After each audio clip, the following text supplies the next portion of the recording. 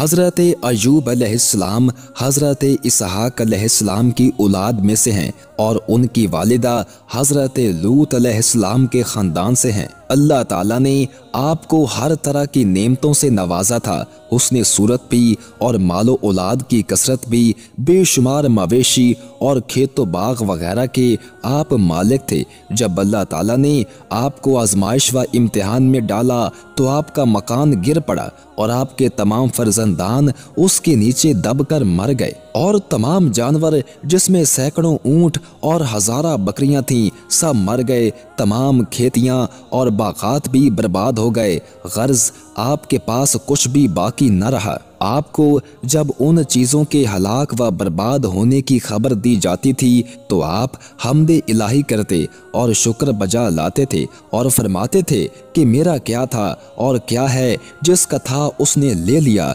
जब तक उसने मुझे दे रखा था मेरे पास था, जब उसने चाहा ले लिया। मैं हर हाल में उसकी रज़ा पर राज़ी हूँ। इसके बाद आप बीमार हो गए और आपके जिस्म मुबारक पर बड़े बड़े आबले पड़ गए। इस हाल में सब लोगों ने आपको छोड़ दिया, बस फ़कत आपकी बीवी जिनका नाम रहमत बिनते इफ्राहिम था, जो हज़रत यूसुफ अलैहिस्सलाम की पोती थीं, आपकी खिदमत करती थीं। 16 साल तक आपका यही हाल रहा। आप आबलों और फोड़ों के जख्मों से बड़ी तकलीफ़ों में रहे, क्योंकि अंबिया अलैहिस्सलाम का ये फ़र्ज़ मनसबी है कि वो तबलीग व हदायत करते रहें। तो जाहिर है कि जब अवाम उनकी बीमारियों से नफ़रत करके उनसे दूर भागेंगे तो भला तबलीग का फरीज़ा क्यों कर अदा हो सकेगा। अलगरज हज़रत अय्यूब अलैहिस्सलाम हरगिज़ कभी कोहड़ और जज़ाम की बीमारी में मुब्तला नहीं हुए, बल्कि आपके बदन पर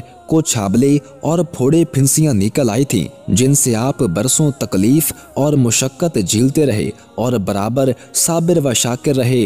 फिर आपने बहुक्म इलाही अपने रब से यूं दुआ मांगी, बेशक मुझे तकलीफ पहुंची है और तू सब रहम करने वालों से बढ़कर रहम करने वाला है। जब आप खुदा की आजमाइश में पूरे उतरे और इम्तिहान में कामयाब हो गए तो आपकी दुआ मकबूल हुई और अरहमुर राहिमीन ने हुक्म फरमाया कि ऐ अय्यूब अलैहिस्सलाम अपना पाँव ज़मीन पर मारो। आपने ज़मीन पर पाँव मारा तो फौरन एक चश्मा फूट पड़ा। हुक्म इलाही हुआ कि इस पानी से गुस्ल करो। चुनाचे आपने गुस्ल किया तो आपके बदन की तमाम बीमारियां दूर हो गईं। फिर आप 40 कदम दूर चले तो दोबारा जमीन पर कदम मारने का हुक्म हुआ और आपके कदम मारते ही फिर एक दूसरा चश्मा नमूदार हो गया, जिसका पानी बेहद ठंडा, बहुत शीरीं और निहायत लजीज था। आपने वो पानी पिया तो आपके बातन में नूर ही नूर पैदा हो गया और आपको आला दर्जे की सेहत व नूरानियत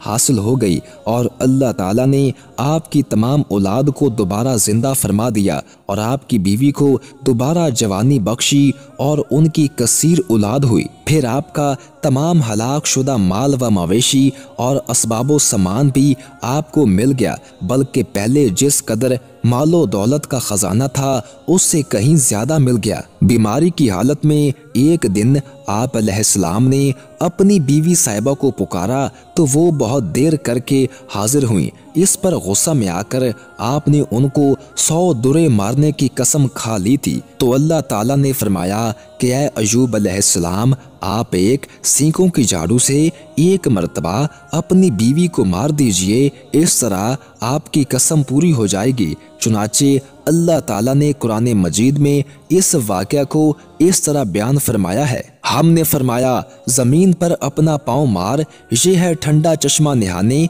और पीने को, और हमने उसे उसके घर वाले और उनके बराबर और अता फरमा दिए अपनी रहमत करने और अक्लमंदों की नसीहत को।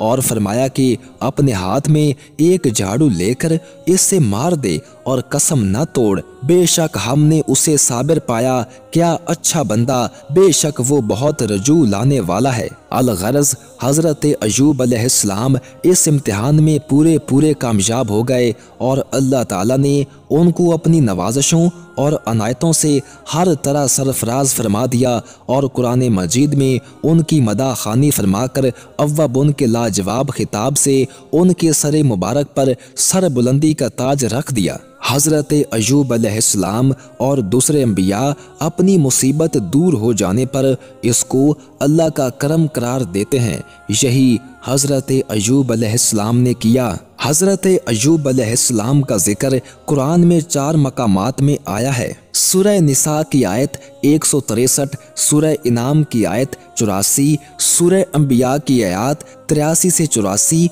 और सूरह स्वाद की आयत 41 से 44 तक में इम्तिहान में ये हदायत मिलती है कि अल्लाह ताला के नेक बंदों का भी खुदा की तरफ से इम्तिहान हुआ करता है और जब वो इम्तिहान में कामयाब और आजमाइश में पूरे उतरते हैं तो खुदा वंदे कदूस उनके मरातब व दर्जात में इतनी आला सरबुलंदी अता फरमा देता है कि कोई इंसान उसको सोच भी नहीं सकता। और इस वाक़या से ये सबक भी मिलता है कि इम्तिहान की आजमाइश के वक्त सब्र करना और खुदा वंदे आलम अज़्वजल की रज़ा पर राज़ी रहना, इसका फल कितना अच्छा, कितना मीठा और किस कदर लजीज होता है।